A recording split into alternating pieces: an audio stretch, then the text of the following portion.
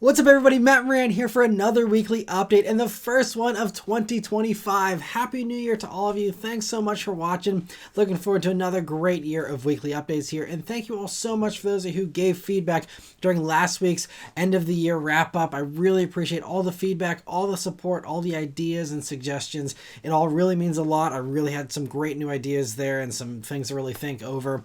And hopefully all the new stuff I'll be planning this year will do a really good job of improving the channel. But I also want to mention before I get into the news here that I will be doing my usual weekly live stream here on Sunday night at 9 p.m. Eastern time again. So join if you can. It's always a good time hanging out and talking cars with all of you. But getting into all the news here this week, the first news story, Nissan has trademarked the Xterra name again here. They actually just got the trademark renewed here at the end of December. And so car companies oftentimes do renew trademarks just because they have, some equity in those names and they don't want to lose that. So even if they never plan to use the name again, they can use it for, just a placeholder in case they ever want to use it again or just so no one else uses it. So, that's kind of normal here.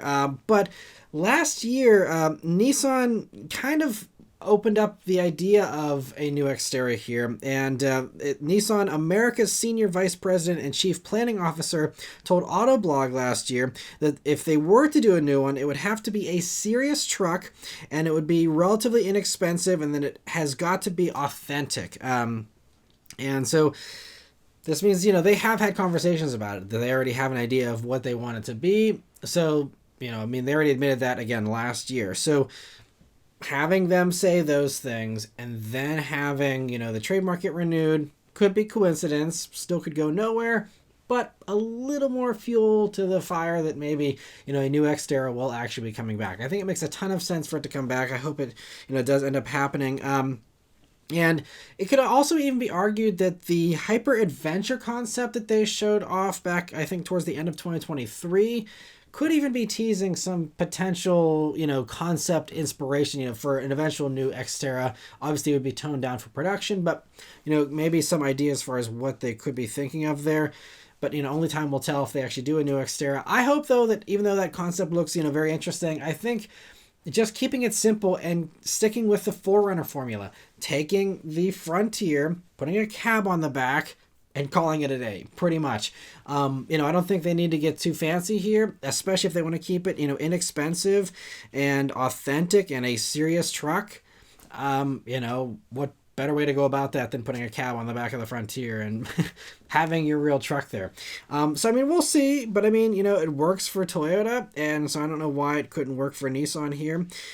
So we will see what ends up happening, but very interesting to see that trademark has been renewed. YouTube car spotting channel Varix spotted something out of the ordinary running around the Lamborghini headquarters here recently, a Hyundai IONIQ 5N. And so I'm not familiar with exactly what manufacturer plates look like in Italy, so it's possible that this is just an employee car, but Motor One seems to think that this is in fact Lamborghini benchmarking or at least sampling the IONIQ 5N to maybe give them some inspiration for the new electric Lamborghini that is supposedly coming around 2029. It was supposed to be earlier but keeps getting delayed as EVs are dropping in their growth rate a little bit here. So we'll see when that actually comes, if it ever comes. But this is interesting, though. They are having this hang around the headquarters, and it was seen both leaving the headquarters there and returning. So this isn't just a one-off thing. This is a vehicle that is hanging around. I just said this, at the end of last year here, it was my favorite vehicle I drove last year. Many others also gave it their car of the year. It's a fantastic vehicle, and if you are going to have a fun and exciting EV, I think that is the vehicle to benchmark. And so hopefully this shows that Lamborghini is open to the idea of fake shifting, fake sounds, and I think that would fit with the Lamborghini brand. We know Porsche has refused doing those things, and they don't like those ideas.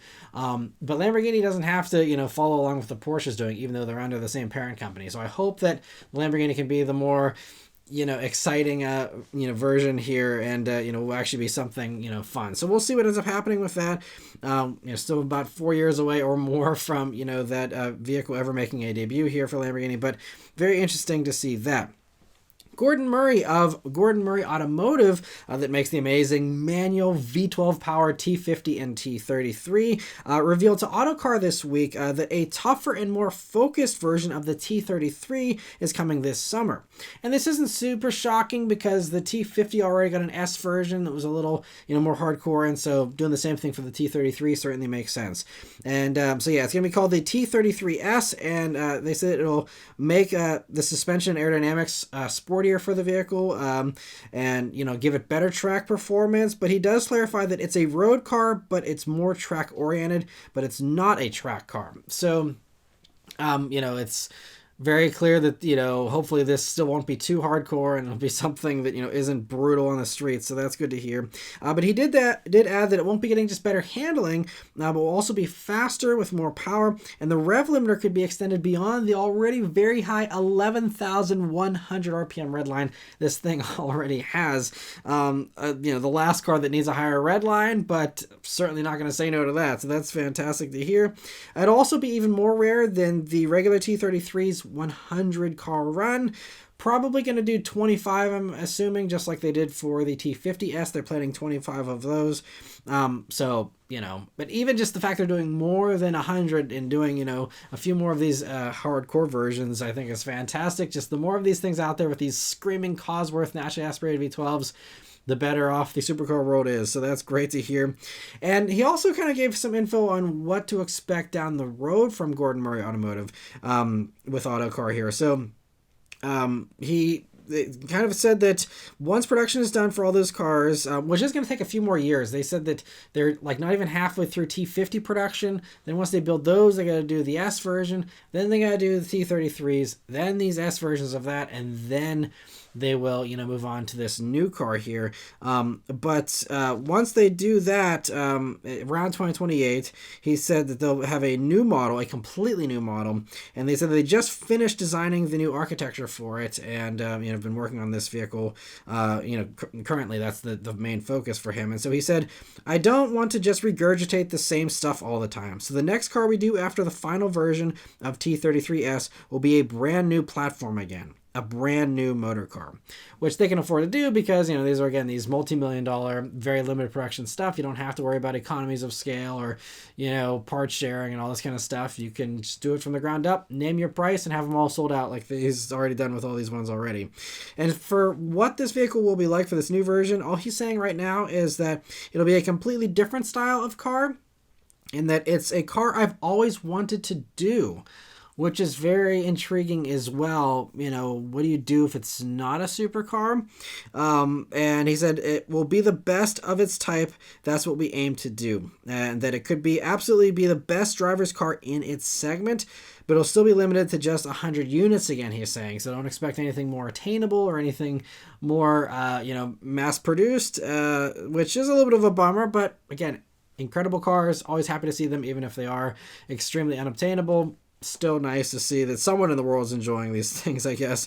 And also, don't worry about the segment being an EV, with, other companies having to, switch over to that eventually here. He says because of the GMA, the smaller size of the company, that allows them to hang on to the last minute with the V12, while other companies, have to start changing over to hybrid or electric much earlier. But he did admit that they are currently looking into ways to hybridize the V12, that Cosworth V12. But he did say that any hybridization will always be the minimum we need and the least interference to our 7 principles, always. Very interesting to hear that. One other smaller company, though, that is continuing to try with their EVs is Faraday Future. Did you remember them? Because I completely forgot about them, honestly. So Faraday Future is still around. It's still a car company. And I assume they are still trying to sell their $300,000 FF91s. I don't think I've ever seen one on the road, and be curious if any of you have ever seen them out and about. But anyway, they are planning to debut 2 affordable models at CES next week, and we don't have any teasers for them or anything yet, but they just basically confirmed they are bringing the vehicle to CES, or vehicles, I should say. So all we have to go off of right now is what they told us back in September, which actually I kind of missed. I flew under the radar with that and didn't realize that this was even announced. But they are going to have 2 vehicles coming. One's called the FX5 and one's called the FX6. The FX5 will cost between $20,000 and $30,000, they claim. we will see. And the other one, the FX6, will be costing between $30,000 and $50,000 and will be an extra large luxury AI EV for the family. I'm not sure if there's something getting lost in translation there with the AI thing, but I hope that it's not like super artificial intelligence heavy for these things. I don't feel like, I don't know, maybe that's just going to be a fun CES buzzword, obviously, but I just hope that there's, this car isn't dominated by AI. But anyway, we'll see if any of these things end up turning out to be anything more than vaporware, considering, again, I don't know how many of the FF91s they've sold, but it's, if it's more than 100, I'd be shocked. But they did announce back here at the end of December, actually, that they got $30 million of new financing commitments. So hopefully that gives them some extra support here, but I hope this doesn't turn into another Fisker situation like last year. That's kind of, Fisker also had a lot of great plans and ideas and affordable vehicles they wanted to do, and it never happened. I don't know about these Faraday Futures. We'll have to see. I wish them all the best. Hope that turns out well for them, and I'd love to see some more $20,000 to $30,000 EVs out there. So, music to my ears. We'll just see if it becomes a reality. And for the last few news stories here this week, we have some new patents that have been granted to some car companies here. So, first, GM was just granted a patent, which they actually filed back in 2023, that allows them to make a quad-motor electric setup for the first time, with a new mechanical coupling that allows them to use two electric motors to drive the same axle, with a clutch pack locking to connect the two to provide more power to the tire with the most grip. And that directional stability may be improved at straight-line launch, which may result in improved 0 to 60 performance, and at high speed, which may mitigate excessive steering sensitivity. So right now, the tri-motor Hummer EV uses electronics to manage those two rear motors, so and lock them intelligently. And I mean, Hummer EV seems to still do pretty well off-road. Maybe this kind of is possibly more reliable or just better in other ways here, and allows them to, again, do that quad motor setup there, which they would need if they want to fully compete with Rivian, which does already have the quad motor setup. I would assume that Hummer would like to compete with them, and so, you got to up the game if you want to, keep up with the quad motor Rivian there. So, I'm guessing they'll use this patent eventually. We'll have to wait and see, but very interesting to see that one. Speaking of Rivian, their new patent that was just granted last week was for heated LED headlights or headlight lenses, providing a fix, you often see on a lot of vehicles with snow and ice building up on headlights, especially vehicles that don't have HID or halogen lights that get warm enough to usually melt that stuff naturally. There needs to be an intervention here with LEDs in order to, get that stuff off of there so it doesn't accumulate. And so their patent uses a layer of carbon nanotube material that is supposedly very thermally conductive. So it's surrounded by a heating element which disperses the heat into the lens there enough to melt away that snow and ice.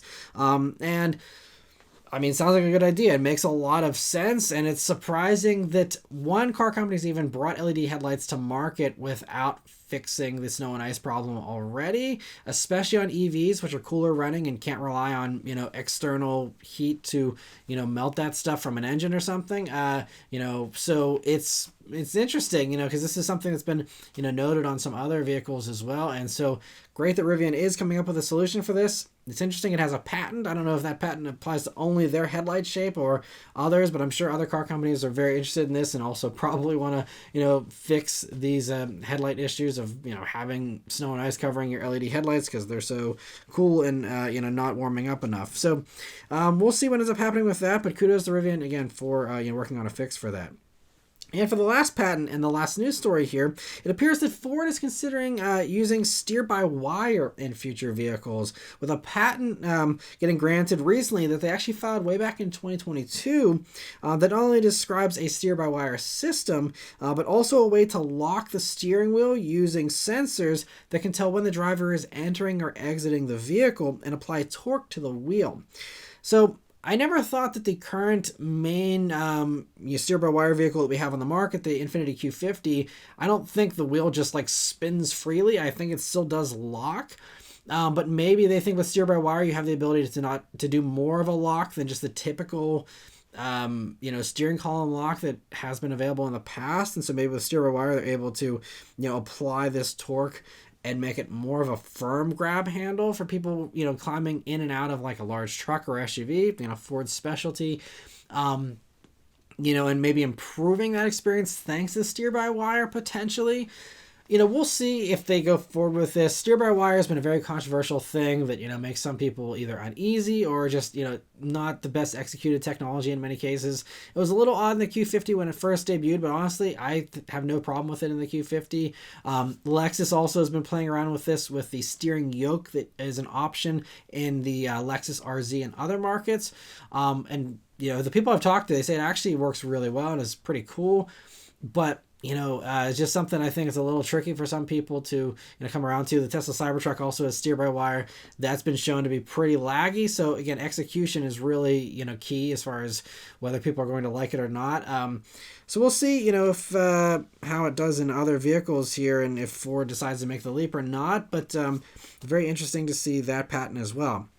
And lastly, I want to thank all of you that are members of the Maran Motoring Club. So we did have 2 new members that were able to join this past week thanks to the very generous gifting of memberships that was done during the last live stream here by Brian Harrington, Grand Admiral Thrawn, and Jordan Yeager. So thank you all so much for your support. Thanks for your generosity with gifting those memberships last week. I certainly appreciate it. And I'm sure that those members that were able to join and also those other members were able to rejoin again also do very much appreciate your generosity. So thank you all so much. And I want to give a big welcome here to those 2 new members here that were able to join as well, Brendan Werner and Michael S. Hope you're all enjoying the membership perks so far, and be sure to send me a message if you want to get into the Discord server, where we do have some other, you know, chatting going on there as well from time to time, and all the other membership perks like that priority answering that comes along with being a member in the live streams there.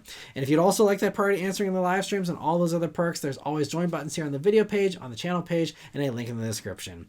But anyway, thank you all very much for watching. Let me know your thoughts on all this stuff in the comments below. Please leave a like and subscribe to keep these videos coming, and I'll see you guys in the next one. Take care.